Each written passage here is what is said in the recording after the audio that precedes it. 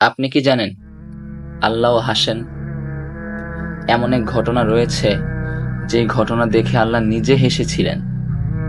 আসুন সেই ঘটনাটা আজকে আমরা জানি। একবার রসুল সাল্লাল্লাহু আলাইহি সাল্লামের কাছে একজন মেহমান আসলেন। মেহমান আসার পর রসুল সাল্লাল্লাহু আলাইহি সাল্লাম একজন সাহাবীকে ওনার বাড়িতে পাঠালেন এবং গিয়ে জিজ্ঞাসা করতে বললেন যে একজন মেহমান আসছে, এই মেহমানদারির জন্য কি রয়েছে বা এই মেহমানদারির ব্যবস্থা করতে। যে সাহাবীকে পাঠালেন ওই সাহাবী আবার ফিরে আসলো। আসার পরে রাসূল সাল্লাল্লাহু আলাইহি সাল্লাম ওই সাহাবীকে জিজ্ঞাসা করতেছেন যে আমার স্ত্রীরা কি বলেছে। ওই সাহাবী উত্তরে বললেন যে আপনার স্ত্রীরা বলেছেন ওনাদের ঘরে পানি ছাড়া আর কিছুই নেই। চিন্তা করতে পারেন যে রাসূল সাল্লাল্লাহু আলাইহি সাল্লাম আল্লাহর বন্ধু ছিলেন, আমাদের শেষ নবী ছিলেন, সর্বশ্রেষ্ঠ নবী এবং রাসূল যিনি, যার উপর পবিত্র কোরআন নাজিল হয়েছেন, ওনার ঘরে পানি ছাড়া আর কিছুই নেই। আর এটাই স্বাভাবিক বিষয় ছিল। এমনও সময় গেছে রাসূল সাল্লাল্লাহু আলাইহি সাল্লামের ঘরে মাসের পর মাস কখনো চুলাই জ্বলেনি। চিন্তা করতে পারেন। আর আমরা এখন প্রত্যেক দিন 3 বেলা 4 বেলা খাবারের পরও শুকরিয়া আদায় করতে পারি না আল্লাহর কাছে। অথচ রাসূল সাল্লাল্লাহু আলাইহি সাল্লাম না খেয়ে থাকতেন, ওনার সাহাবারা না খেয়ে থাকতেন, আর আমাদের মধ্যে শুকরিয়া নেই। কতটা নাফরমান আমরা হয়ে গেছি।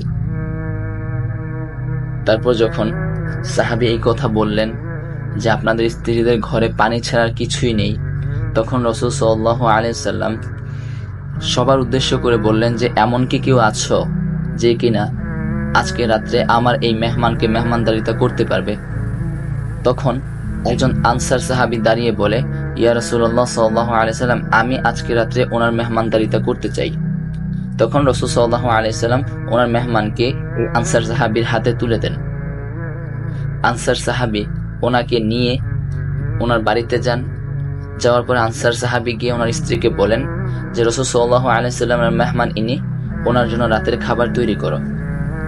তখন আনসার সাহাবীর স্ত্রী বলেন যে ঘরে বাচ্চাদের খাবার ছাড়া আর কিছুই নেই।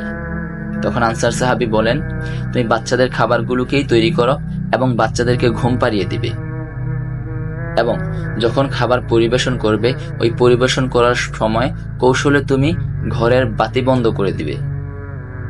তখন তিনি সেই খাবার তৈরি করলেন এবং আনসার সাহাবীর স্ত্রী যখন খাবার পরিবেশন করলেন, খাবার পরিবেশন করার পর তিনি রুমের বাতি বন্ধ করে দিলেন এবং এমন নাটক করতেছিলেন যে তিনি রুমের বাতিটা ঠিক করতেছেন। আর এখানে তো ঠিক করার কিছু নেই, কারণ ওই আনসার সাহাবীর স্ত্রী নিজে বাতি বন্ধ করেছেন। তারপর যখন রাসূল সাল্লাল্লাহু আলাইহি সাল্লামের মেহমান খাবার শুরু করলেন, ঠিক তখন আনসার সাহাবী এবং ওনার স্ত্রীরও খাবারের ভান ধরতে থাকলেন।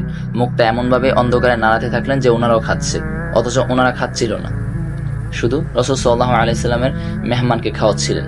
চিন্তা করতে পারেন ওনাদের ঈমান আর আমাদের ঈমানের মধ্যে পার্থক্য। এরপর দিন সকালে ওই আনসার সাহাবী যখন রাসূল সাল্লাল্লাহু আলাইহি সাল্লামের মেহমান নিয়ে রাসূল সাল্লাল্লাহু আলাইহি সাল্লামের কাছে যান, তখন রাসূল সাল্লাল্লাহু আলাইহি সাল্লাম বলেন, হে সাহাবী, গতকাল রাত্রে তোমার এই ঘটনা দেখে আল্লাহ পাক নিজে হেসেছিলেন। তোমার এই কর্মকাণ্ড দেখে আল্লাহ পাক নিজে হেসে দিয়েছেন, কারণ এই রাত্রের ঘটনা তো জিবরাইল আলাইহিস সালামের মাধ্যমে আল্লাহ পাক রাসূল সাল্লাল্লাহু আলাইহি সাল্লামকে জানিয়েছেন। চিন্তা করতে পারেন ওনাদের ঈমান দেখে, ওনাদের ঘটনা দেখে আল্লাহ পাক নিজে হাসতেন। আল্লাহ পাক আমাদেরকে ওনাকে পরিপূর্ণ খুশি করার তৌফিক দিক।